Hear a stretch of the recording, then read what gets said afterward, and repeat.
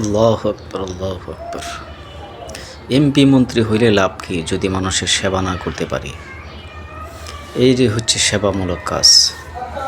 আমি এমপি মন্ত্রী হলাম, এমপি মন্ত্রী হয়ে নিজের চেয়ারে বসলাম, বসে হাজার কোটি টাকা ইনকাম করলাম, নিজের আত্মীয় স্বজন নিজে সহ ভালোভাবে চললাম, কিন্তু গরিব মানুষ, গরিব অসহায় মানুষদের পাশে দাঁড়াইতে পারলাম না।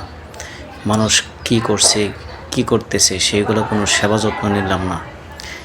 এই এমপি মন্ত্রী চেয়ারম্যান হওয়ার কোনো প্রয়োজন নেই আমাদের দেশে। যারা আমাদের দেশের সেবামূলক কাজ করতে পারবে তারাই হলো দেশের খাঁটি মানুষ।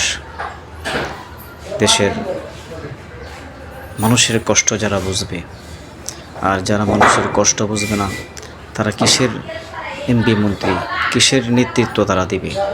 নেতৃত্ব তো তারাই দিবে যারা মানুষের কষ্ট বুঝবে, মানুষের চলাফেরার সব কিছুর কষ্ট যারা বুঝবে তারাই দেশের নেতৃত্ব দিতে পারবে।